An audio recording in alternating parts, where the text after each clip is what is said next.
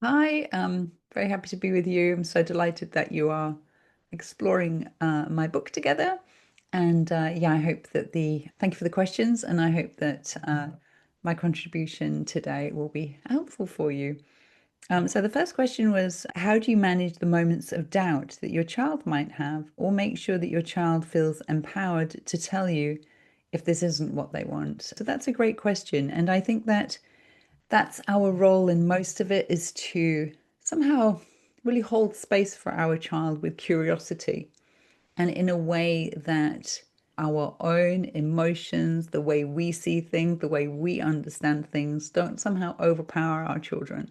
So our children don't find themselves in a place where they just want to do something to please us, or they are worried about how we will respond to something they say.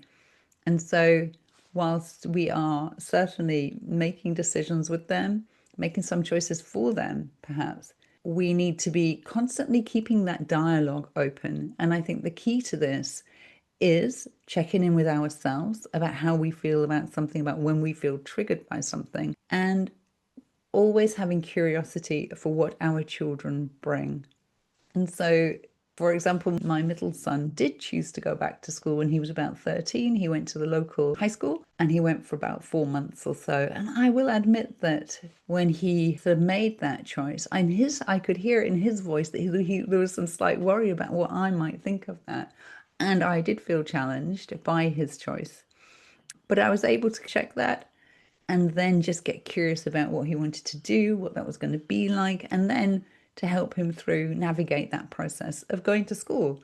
And it ended up being a really enriching process for all of us. He went for 4 months and then decided it wasn't for him. But it really was wonderful for all of us to question also, what is it in me that's triggered by him not wanting to do things the way I think they should be done? Or so just keeping that open mind and making sure that they feel held in that. So when our child comes with a doubt, it's okay to have a doubt as well. Holding them in there, not being scared by their doubts, but maybe just exploring the doubt a little bit. Is there something else that they feel is missing, something that we could bring into their lives?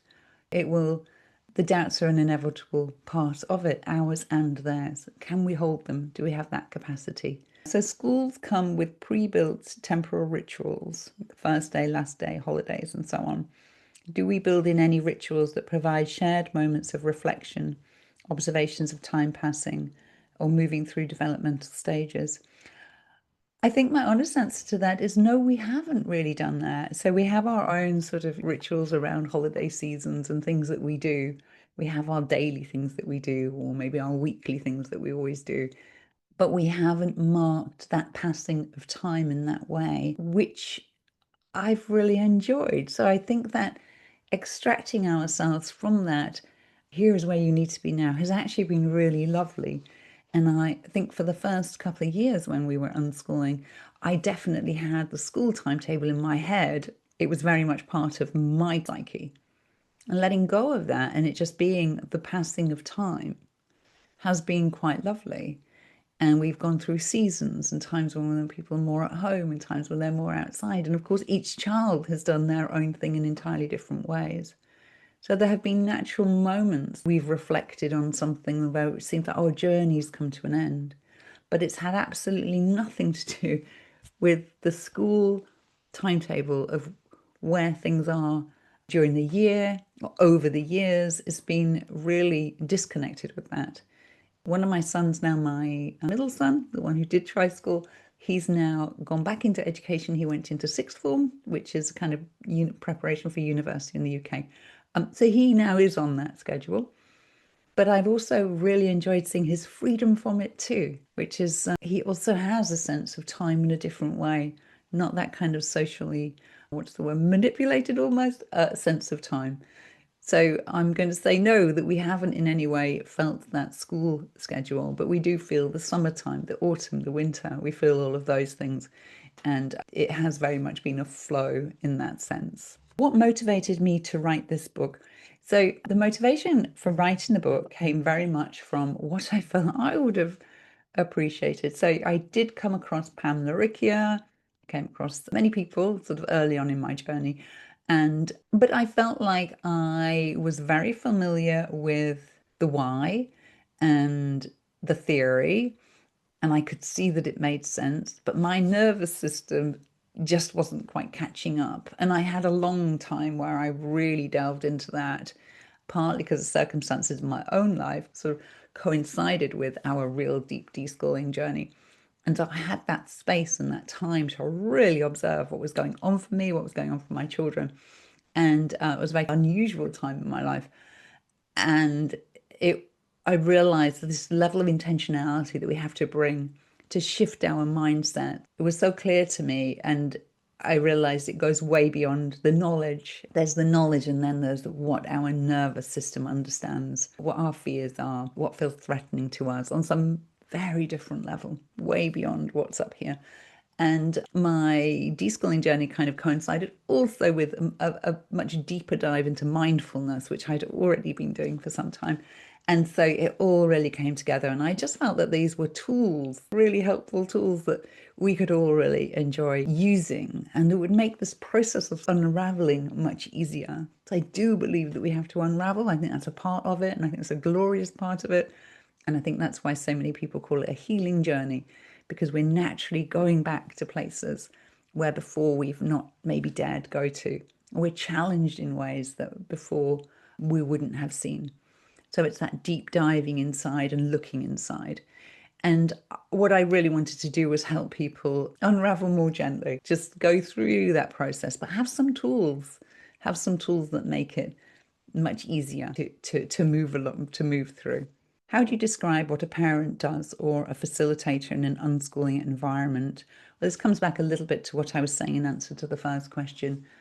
And I think our role is always to hold that space, to be checking in with ourselves so that we are not bringing our baggage, bringing all of our stuff, our assumptions, our beliefs to the child, and so creating a space around the child that is so defined by us. So holding the child in curiosity and holding the child in a way that the child feels free to explore, free to express.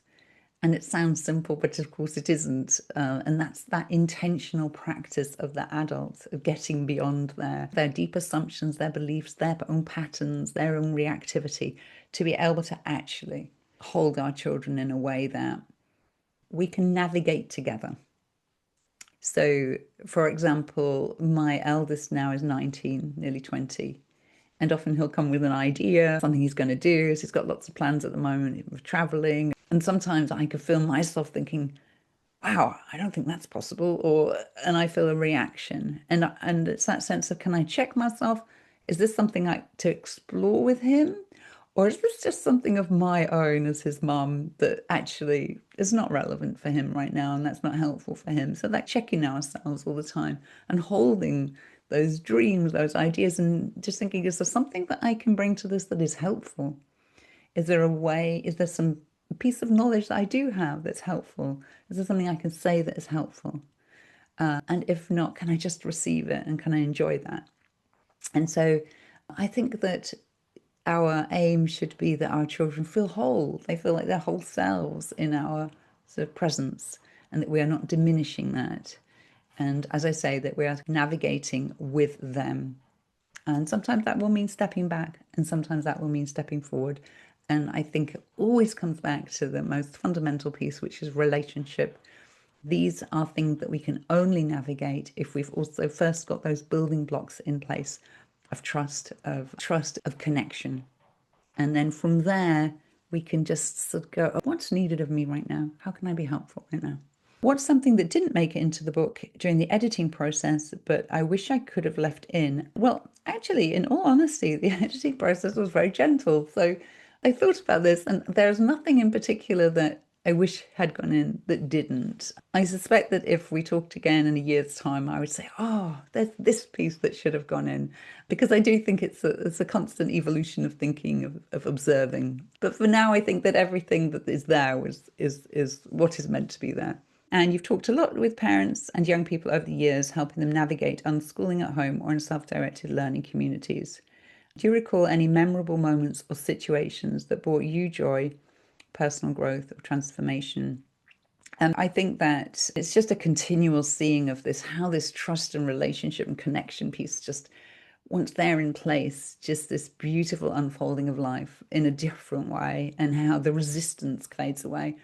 So, what I most find with parents I work with is that as they are able to check their own nervous systems and to stop being, let's say, so reactive, the child has more space. And then they say, wow, they said they'd like to go out today. They said they want to go to this group. They want to do this. And I work with a lot of parents whose children have been kind of in burnout, have had lots of anxiety, and have come out of school for that reason. And they realize as they are able to sink into that trust, that holding, that connection, that things just flow. It's something I've seen myself over and over again. When I think something is going to go some way and I have an assumption in my head, I'm able to move back and just go, what will happen? My mind is always blown by how things can go in a way that I had never imagined. But a couple of really concrete examples from a recent course I did come up. And one was a mother who had a lot of conflict with her child around his use of screen. And every time that he was at his computer, he was a young teen, she would feel this terrible anxiety about she was being a bad parent. This isn't how it was supposed to look. It had to look different. And so she would come in and say, okay, it's dinner now. Can you please get off your computer? And it would always go horribly wrong, and it would always end in conflict. And this one time, so after we'd done a few sessions, he was on his computer in his room. She came to the door. She noticed they're all rising. She was able to take a breath and to check that and to notice and to name what was going on for her. And then she approached him and said, oh, that looks like fun. What are you doing? And his eyes just lit up. He said, oh, get a chair. And she sat with him and they sat together for an hour. And she was amazed at what he was doing. I'm not sure what he was playing, but she was amazed at the complexity. He was delighted to share this with her. And they spent this beautiful hour together, really connecting with what he was doing. She was able to see why it was meaningful to him. And then they went off and they had dinner, and it all just flowed. Again, so meeting our children where they are. And another was a mother also with a teen who they'd been in. She was very concerned about the learning, and they've been had a couple of days. It's just been a lot of resistance and a lot of arguing, and her feeling like he wasn't doing enough. And by the second day of this sort of continual arguing, they were in the kitchen, and she remembered her self-compassion practice, and she just put her hand on her heart and just sort of recognized, this is hard right now. This is hard right now. And her son saw her from across the kitchen, and he came over and he said, oh, I think you need a hug, Mum, and gave her a big hug. And she said they sort of both just melted and they came back to that place of connection. And from there, they were both able to talk about it. She was able to remember to get curious, and things just shifted course. So just bringing in that compassion, bringing in that curiosity, bringing in those pieces to get us out of this kind of head spin. But so over the years, there've been many, many examples really just of that, and that connection piece and how it shifts everything.